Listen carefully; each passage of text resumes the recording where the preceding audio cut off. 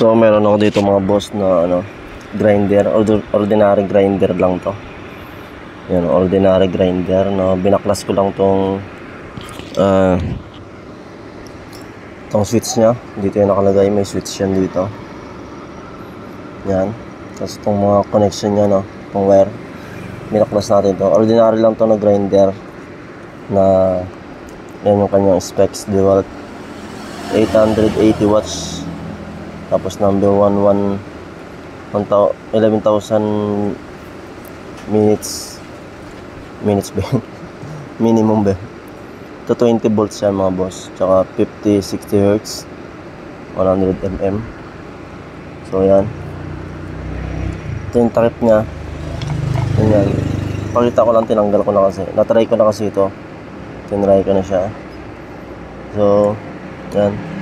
Tapos meron akong binili dito na ito, extension nya. Extension para dito yan, para maging nano, para siya maging mini rotary. So may extension tayo dito na M10 to 14 yan. Pasensya nyo nung kukuha. M10, ito yung M10, tapos 14 mm, M10 tsaka M14, kasi ito ay M10 ang galing sa ating grinder. So yan, extension natin yan dyan. Ayan. Tapos ito mga nya, yung aking in-order din na tawag dito, basta yung nya, backing ba to? Yan, extension yan dyan. Yan, so meron na tayong ganyan. So, tapos ito, order ko rin to mga boss, itong ating mga foam pads, mga pang natin to mga boss, pang BAP na foam. So yan, pang cutting, medium cut natin. Ito heavy cut na to tsaka ito heavy cut. Ito mga medium cut din to, medium cut. Ito mga pwede na to pang heavy cut lalo na to. So ito pang natin to mga boss, pang finish natin to na foam. So yan, kaya kompleto yan. Yan, dinodugtong yan dito mga boss. Yan. Tapos hindi pwedeng direct kasi ito mga boss na i-on off lang natin, dahil masyadong mabilis tong ikot. Mabilis masyado tong ikot ng ating grinder kapag ganun lang ginawa natin, dahil pang cutting talaga to. Yan, masisira yung mga paint natin pag itong ginamit natin, dahil masyado yung mabilis, wala yung control. So bumili ako na to controller niya mga boss. Ito 20, sa Lazada ko lang din to nabili. Bali dalawa tong in order ko, baka sakaling masira to, meron akong backup. So ito yung nabuksan ko na mga boss.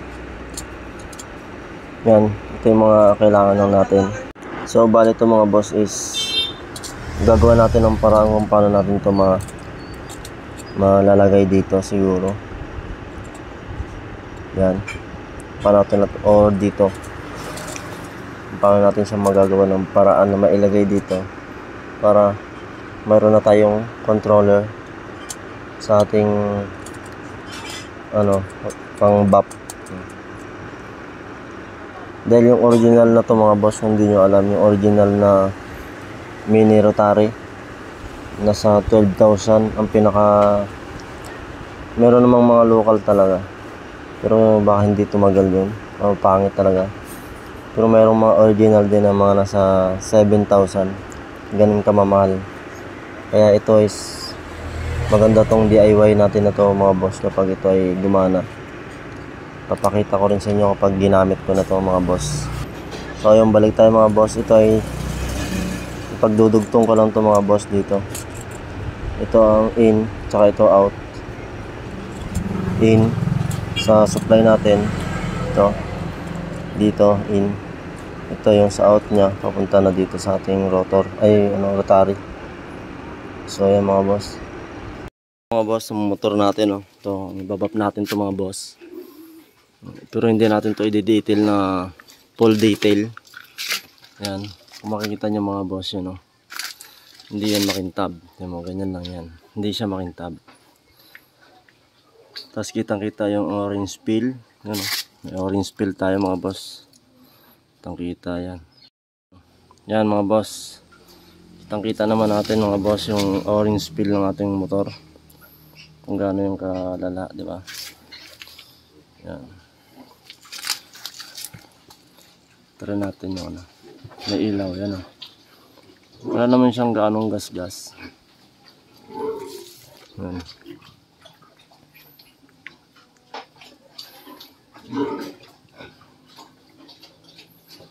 Dito, banda. Ito mga boss. Yan. Wala siyang shear marks, hindi makita yung shear marks niya. Pero yung orange peel, kitang kita mga boss yan ang lala. Yan. Yan. Yan.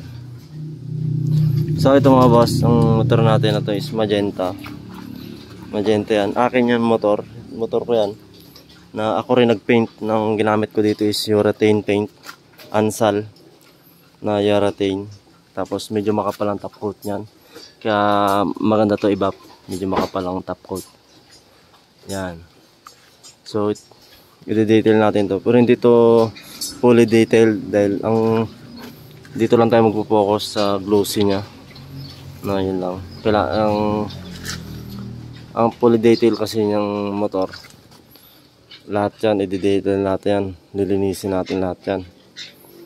So yan, tapos papakintabi natin to. So dito lang ako magpo-focus sa glossy niya. So hugasan muna natin yan para matanggal yung mga wax kung anong mayroon dyan, nakadikit mga alikabok dyan, dumi. Tsaka natin ibabap. So yan, hugasan muna natin.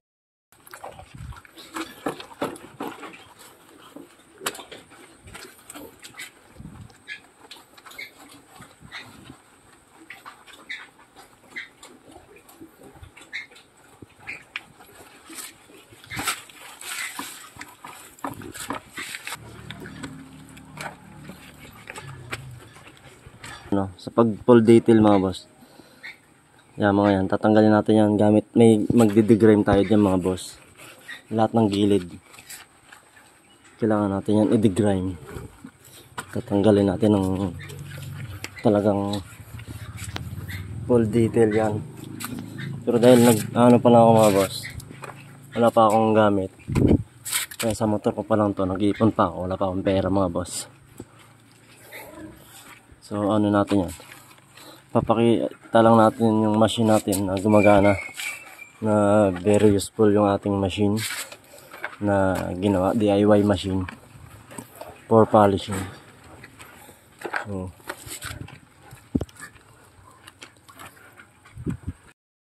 So ito na mga Tropex yung ating ginawa na ating pang ito DIY natin.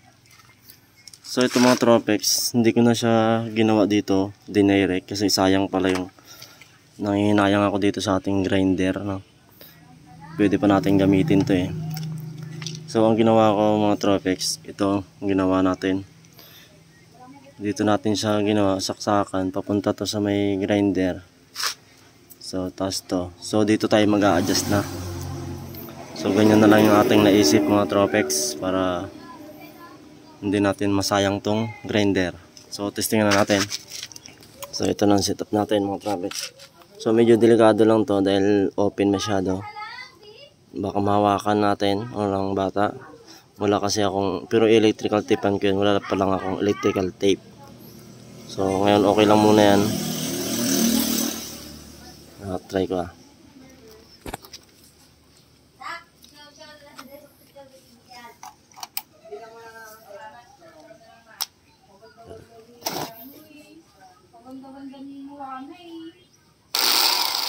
Yun.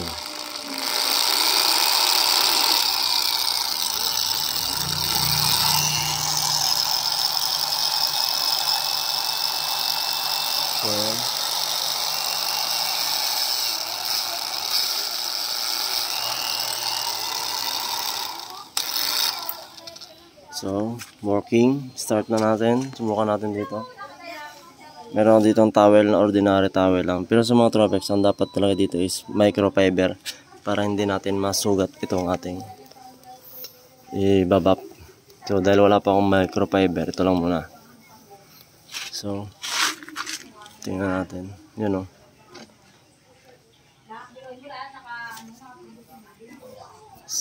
Yan. Hindi siya makintab, diba? May orange peel. Yan.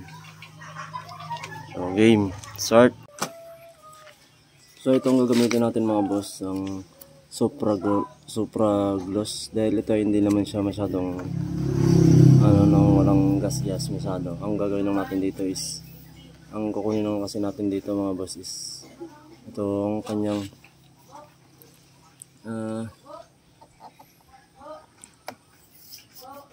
itong kanyang orange peel, no? Tatry natin yan na makuha natin gamit ito. So gamit ito mga boss, tsaka gamit itong cutting pad natin. Cutting pad to, no? So try natin.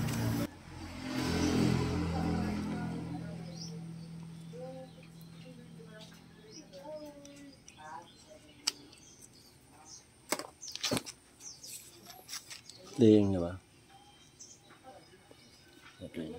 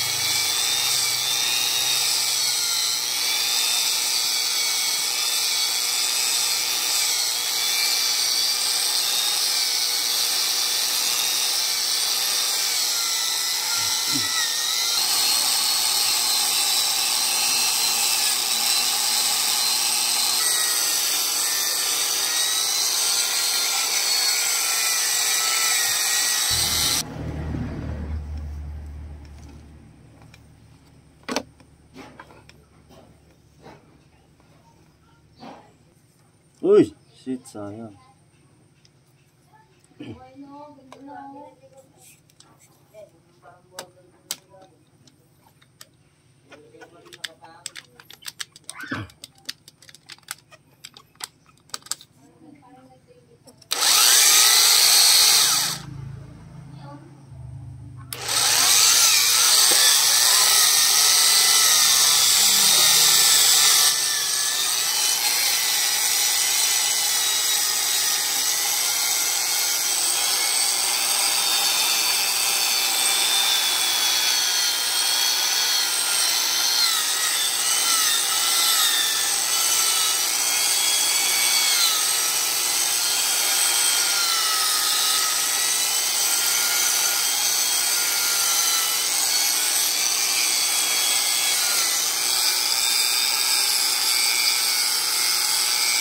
Ako ano pa rin, kitang kita pa rin yung niya, orange peel.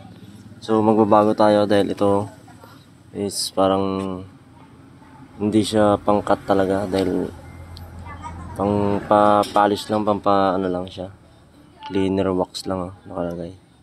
So babaguhin natin siya mga boss. Dito. Try natin tong Supra Cut. Tsaka medium cut. Supra Cut tapos ito medium cut lang na itong gamit natin. So game.